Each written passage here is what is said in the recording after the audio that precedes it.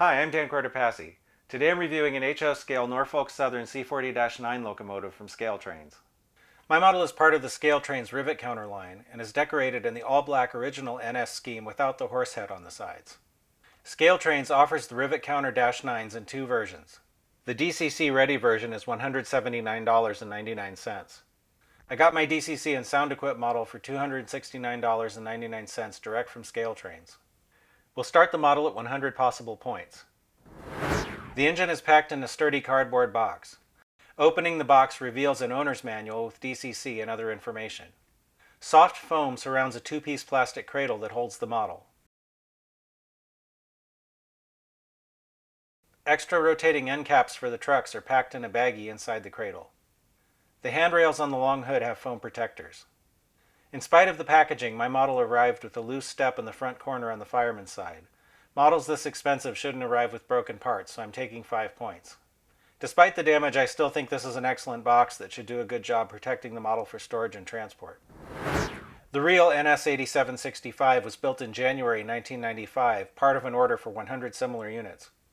These were the only GE-9 units built without wide cabs. I was able to find quite a few photos of the original locomotive online. The model is painted in the earlier NS scheme without the horsehead on the sides, which is correct for the unit as built. Sometime around 2005, the engine acquired a white sill stripe. Sometime between October 2008 and February 2009, the locomotive was repainted with the horsehead NS logo on the sides and white in the numberboard area above the cab windows. In 2018, the locomotive was extensively rebuilt and renumbered to NS 4093, designated an AC 44-6CM. The engine now has a wide cab. The model best represents the locomotive as it appeared in its first decade of service. Generally, the model matches the photos pretty well. While the AC unit on the roof looks correct, at some time between 2002 and 2004 it must have been either repainted or swapped. In photos after 2004, the AC unit is gray. I was unable to find a clear roof shot of the locomotive in its early years. In a photo from 2006, the horn appears to be different. Since I don't know if NS replaced the horn in this engine at some point, I'm giving the model the benefit of the doubt. I did find a few other errors. The speed recorder cable on the fireman's side front truck doesn't appear in prototype photos. The truck side frames are also different.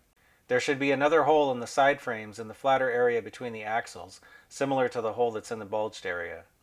Two of the side frames already have two holes, but the other two only have one. The screen on the rearmost hood door on the fireman's side is too tall.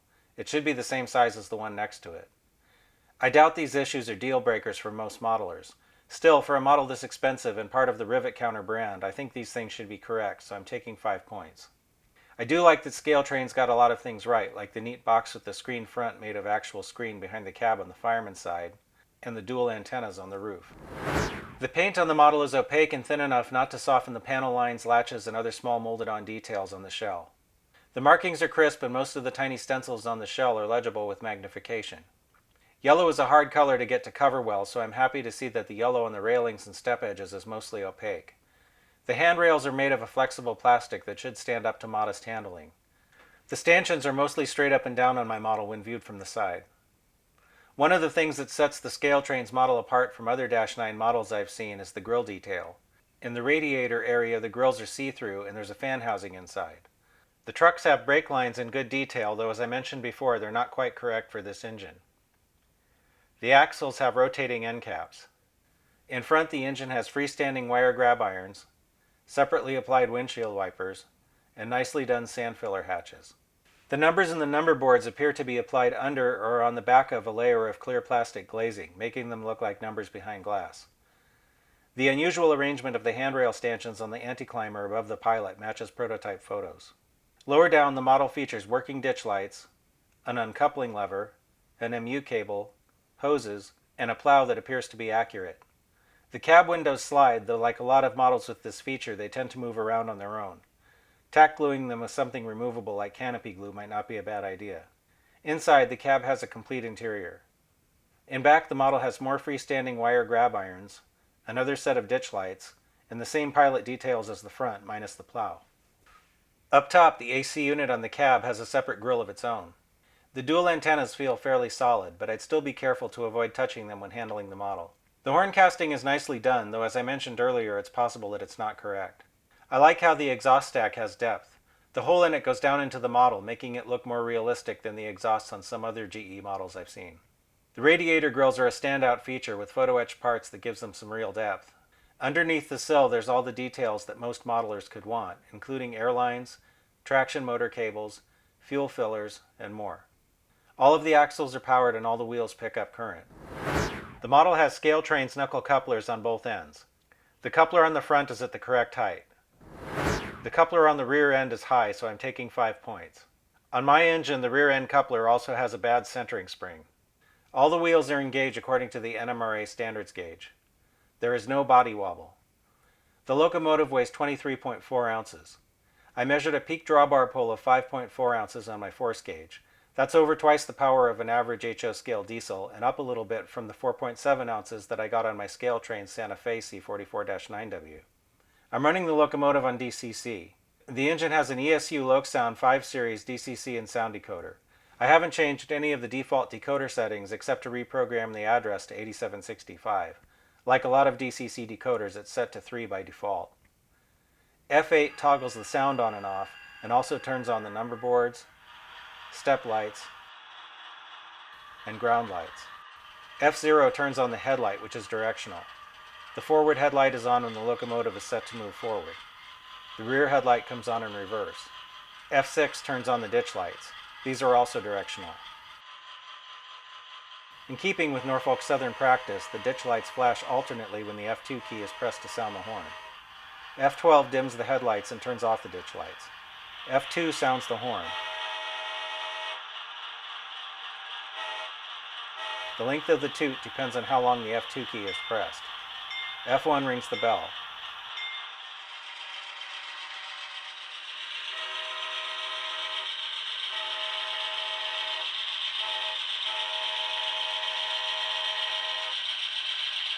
The model has an ESU power pack that will keep it running for a few seconds if it loses track power.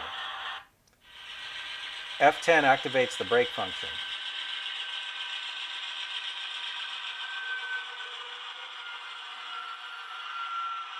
The locomotive will decelerate according to the momentum settings programmed into the decoder and stop. Pressing F10 again releases the brake and the locomotive will start moving again.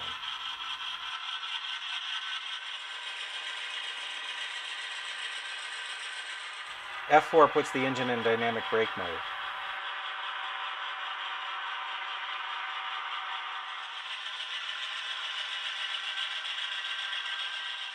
F9 activates the drive hold feature. This can be used to simulate a heavy train starting on a grade,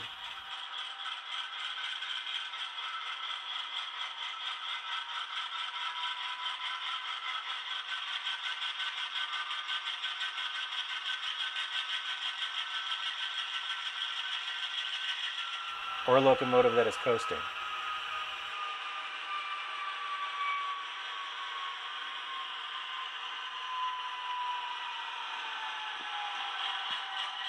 The locomotive runs very smoothly. With the sound off, it's pretty quiet. First, I want to fix that broken step. I'll start by placing the model on its side on some of the foam from inside the box. The foam will help to protect small details from further damage. Closer examination reveals that the step actually broke on one side and became detached on the other. I'll use some liquid styrene cement to carefully glue the step back into place. After gluing, I like to check to make sure everything is straight. Next, I want to fix the rear coupler. The ScaleTrains couplers are metal and I'm sure they work fine, but I prefer Katie's, so I'm going to swap the couplers on both ends of my model. I'll use a KD158 whisker coupler in the rear. I like to put my models in foam cradles like this one when working on the underside. I'll start by removing the coupler screw. The draft gearbox comes apart easily once the screw is removed. Since I'm going to use a whisker coupler which doesn't need a separate spring, I'll remove the ScaleTrains centering spring. This one wasn't working right anyway. The KD drops right into the ScaleTrains draft gearbox. When replacing the coupler, I use something to hold the uncoupling lever so it doesn't get caught on the draft gearbox. Now I just need to replace the screw. The new coupler came out at the right height. I used another KD158 in front and that one looks pretty good too. The real test though is will something else couple to the front. Sometimes the KD trip pins get hung up on snowplow equipped locomotives. Thankfully this one looks okay. Since ScaleTrains supplied some extra rotating end caps, let's see if it's possible to remove the speed recorder. I'm using the flat of the blade on my hobby knife to pry up the speed recorder detail. I'm not trying to cut anything. I removed one of the extra end caps from the bag. Now I just need to push it onto the end of the axle. This took a little bit of force, so it's important to be careful not to damage the end cap or push the wheels out of gauge. Putting the additional holes in the truck side frames could be done easily with a drill bit, but I'm going to wait until I can do some more research. I don't want to put the holes in the wrong places. I can't see a good way to fix the hood door with the oversized grille without doing some major surgery, so I'm going to leave that alone. If after some more research I decide to replace the horn, it would be easy enough to swap it out for an aftermarket casting. Let's see what we've got. My model arrived with a broken step, so I took 5 points in the packaging category. There were several minor inaccuracies, so I took 5 points in the prototype accuracy category. The rear coupler was high, so I took 5 points in the standards and operation category. That leaves us with 85 out of 100 possible points, which would be a B on a report card. This is a nice model and it deserves a green signal. I think ScaleTrains did a really nice job on this engine. If you're looking for some 1990s era Norfolk Southern power for your HS scale layout, then I think you might like it.